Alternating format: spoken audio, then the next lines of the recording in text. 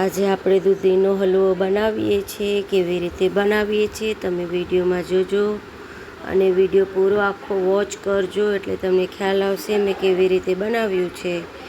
અને મિત્રો, તમે ખાલી એક સપોર્ટ કરજો, લાઈક કરો, સબસ્ક્રાઈબ કરો, શેર કરો. વિડીયો કેવું લાગે છે આવી રીતે મેં બનાવ્યું છે, તમે જોજો હું કેવી રીતે બનાવું છું. કમેન્ટમાં જય માતાજી લખજો અને ક્યાંથી જોઈ રહ્યા છો એ પણ તમે લખજો. દૂધીના હલવો તમે ઘરે કેવી રીતે બનાવો છો એ પણ મને જણાવજો. અને મેં એકદમ સરળ રીતે બનાવ્યું છે, પણ થોડોક અલગ બનાવ્યું છે. ચેનલને લાઈક કરી દેજો, સબસ્ક્રાઈબ કરી દેજો, શેર કરજો વિડીયો.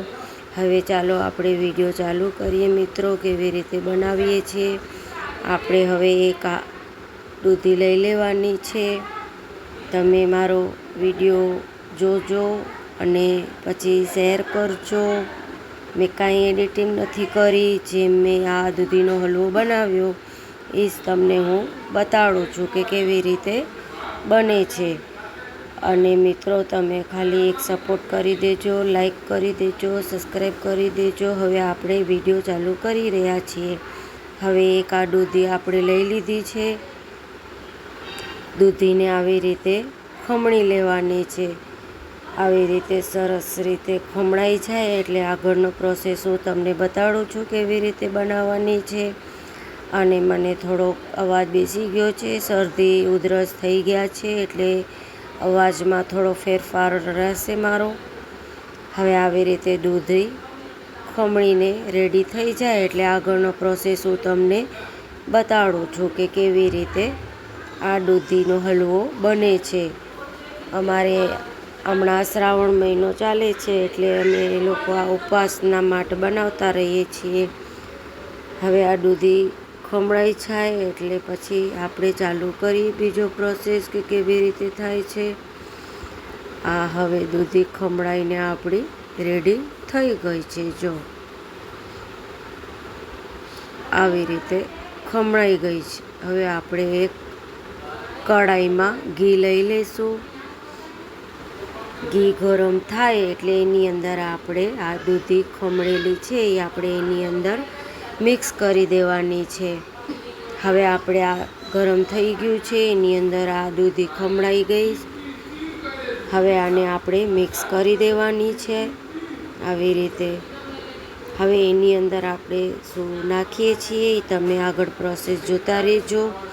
હવે આ દૂધી ખમણી એકદમ રેડી બધું થઈ ગયું છે. ઘી નાખીને આપણે એને થોડીક વાર ધીમા તાપે ચલાવતો રહેવાનું છે. આવી રીતે ધીમે ધીમે ચલાવતો રહેવાનું છે. પછી આપણે એની અંદર શું પ્રોસેસ કરીએ છીએ એ તમે જોતા રહેજો. હવે આ મેં માવો લઈ લીધો છે, આ એની અંદર મિક્સ કરવાનો છે. પછી અમે એમાં સાકર નાખી દીધી છે. સરસ ધીમા તાપે શેકાઈ ગયું છે. હવે એની અંદર મેં સાકર નાખી દીધી છે. આવી રીતે ધીમે ધીમે એને ચલાવતો રહેવાનો છે. મિત્રો, ચેનલને લાઈક કરજો, સબસ્ક્રાઈબ કરજો, વિડીયો શેર કરજો. તમને કેવું લાગે. હવે એની અંદર આપણે સાકર મિક્સ કરીને ધીમે ધીમે ચલાવવાનું છે. ધીમે ધીમે ચલાવતો, પછી બહુ ફાસ્ટ નથી કરવાનો. હવે એની અંદર આપણે માવો મિક્સ કરી દઈશું. આવી રીતે માવો મિક્સ કરી દેવાનું. હવે એની અંદર બધું આપણે મિક્સ કરી દેવાનું છે. આવી રીતે માવો ને સાકર, ઘી ધીમે તાપે ચલાવતો રહેવાનું છે. બધું મિક્સ થઈ જાય. હવે આ માવો એની અંદર મિક્સ થઈ ગયું છે. હવે આપણે ધીમા તાપે ચલાવતો રહેવાનું છે. આવી રીતે મિક્સ થઈ ગયું છે. હવે અમે લોકો એની અંદર થોડો કલર નાખ્યું છે, એટલે ગ્રીન કલર થઈ ગયું છે.